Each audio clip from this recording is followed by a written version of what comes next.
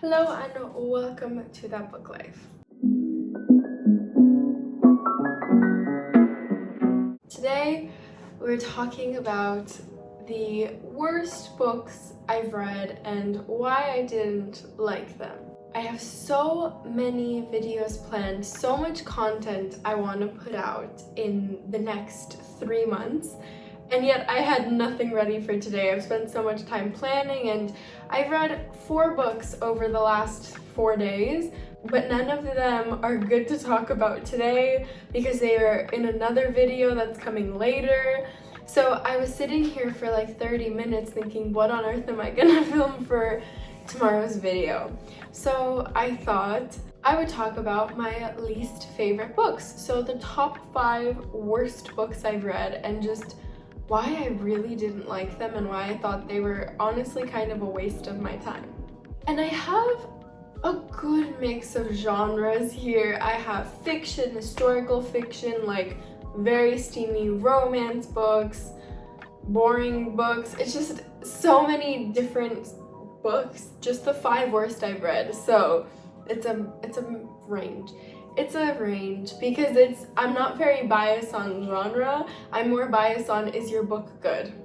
So I guess we'll start off with a book that everybody seemed to love quite a while ago. So I just read this last month, but I was very late. And the book is The 12 Rules of Life. Now, first of all, this book was unnecessarily long. Like, there were so many pages of words that were useless and that did not add value to the content of the book. I honestly think the entire book could have been 12 pages. Give me 1 page on each rule, that's all I need to know. Because the detail that Peterson puts in the book, it just feels like he's milking it to get more to say. Another reason why this book just really stood out as bad to me was because I was listening to it on audiobook and reading it. So I have the physical copy, and just depending on my mood, what I'd be doing, I would switch the way I was reading it. And I would get so bored of having to only be reading this book that I would basically only listen to the audiobook, because at least I could be doing other tasks and it's not the only thing I'm doing. Otherwise, it almost felt like a waste of time. Like, sitting on my bed holding this book felt like I was wasting time. But if I was washing dishes or if I was working on something, I was listening to it, but I wasn't wasting time on it because I was still being productive, then it felt justified to read it, which is a red flag because a book should be enjoyable on its own and should not feel like a waste of time. I think it just comes down to it was quite boring and he was so full of himself. I remember some chapters he was talking about how he had written other books, or like he posted this, I think it wasn't on Reddit, I forget. He posted this on one of those forum sites and it got so many likes and he felt so inspired to expand it, and he was saying like the math behind the odds that his post would blow up and they were really low, so it must mean that he was really good. I don't know. I stand by the fact that this book could have been 12 pages. It could have been an article of like a blurb under each of the 12 rules. I mean, one of them had cats in it, so I'm not complaining about that chapter because he mentioned cat. I know there isn't a lot of substance to me bashing on this book, and if you enjoy it, that's great for you. But how did it get so much hype? I think people, when this book came out, really needed something to get them going, something to make them feel productive and motivated. They latched onto this book and thought, this book is solving all my problems. These 12 rules will transform the way I live and the way I see life. One last thing that just came to mind because I was flipping through the book, thinking of what other thoughts I have. The entirety of the first chapter was 1 sentence and kind of sucked. It was very plainly that women prefer confident men, or men with power as well. But no. We go into the history of lobsters and how lobsters work for him to tell us this, when it's such a simple thing, a simple rule. But he just overcomplicates the entire book, and it does not justify the length. And I think reading that repetition and hearing basically the same fundamental things over and over again throughout the book made me angry. Now thinking about the book, I'm like, wow, I cannot believe I wasted time on that. I don't read that many self-help books, to be honest, so I'm not comparing it to too many books. One example, Atomic Habits. That book was straight to the point. It gave you proof of everything the author was talking about, and it was such tangible goals and habits to put in your life, and it was such a good self-help book. I thought it was perfectly written and executed in a way that the reader can actually go away from that book having learned something and be able to apply it to their life. This book, hell no.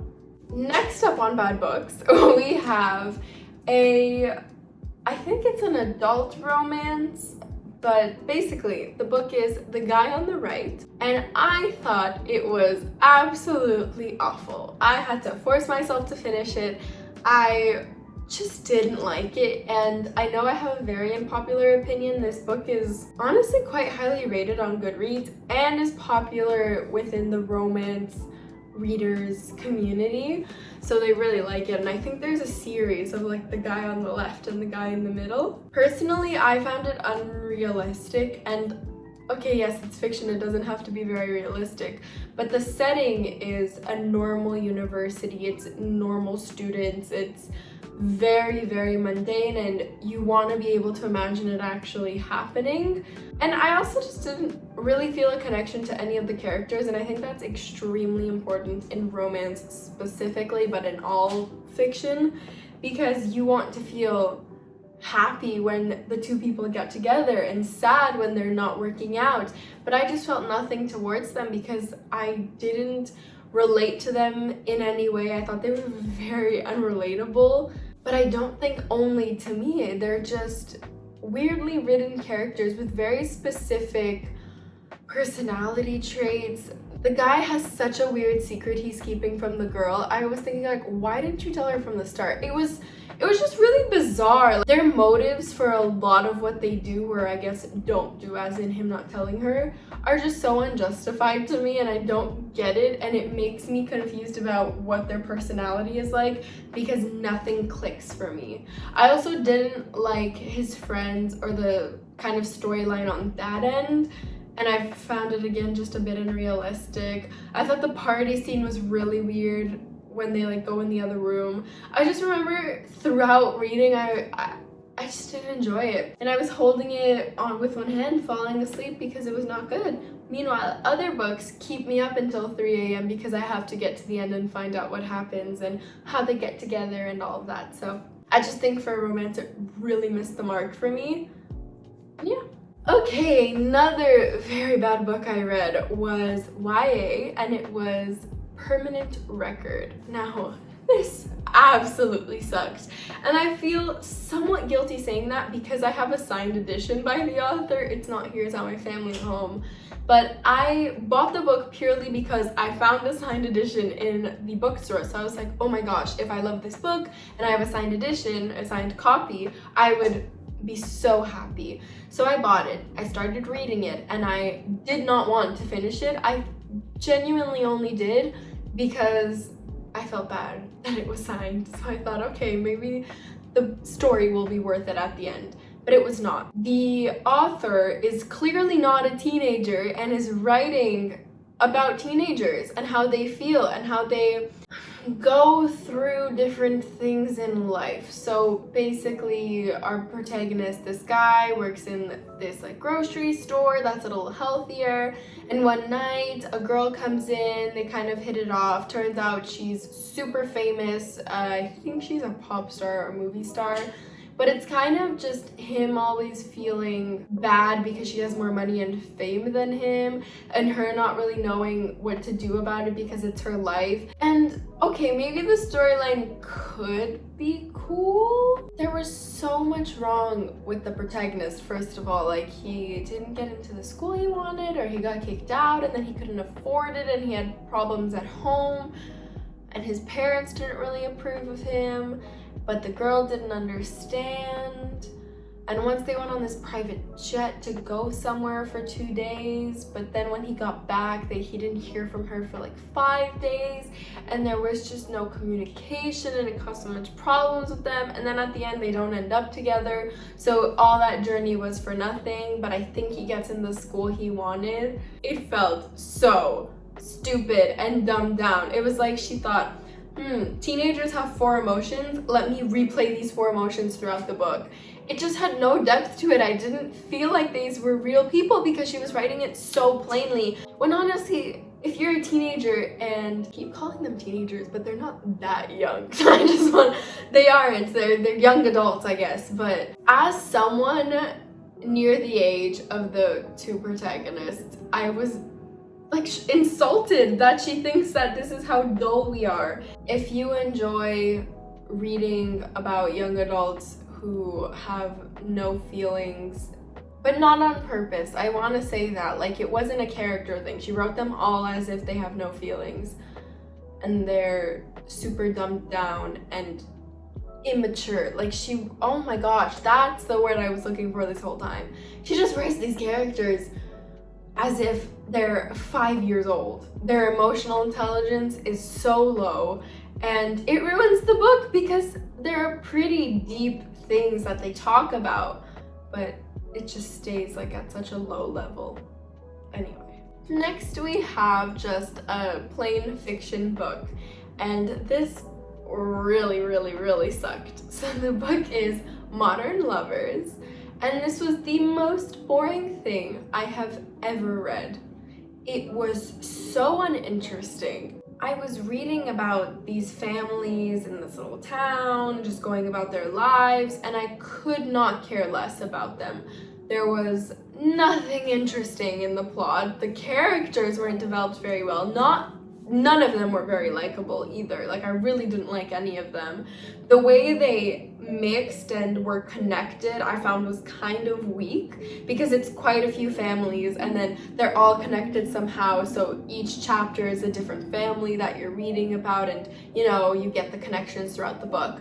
But I really didn't think it was executed well. I, again, just didn't like the characters, didn't care what happened to them. The story was boring. Like, what I was reading about felt like someone just going to the grocery store. I don't want to read about that. It was so plain, and again, too long for what it was. Like, if it were a short story about the 4 families, maybe it could have been bearable, but it was, again, just a waste of time. I finished it because I was doing a readathon at the time, and it was one of the books that fit one of the prompts, so I thought, let's get this over with. But just not good.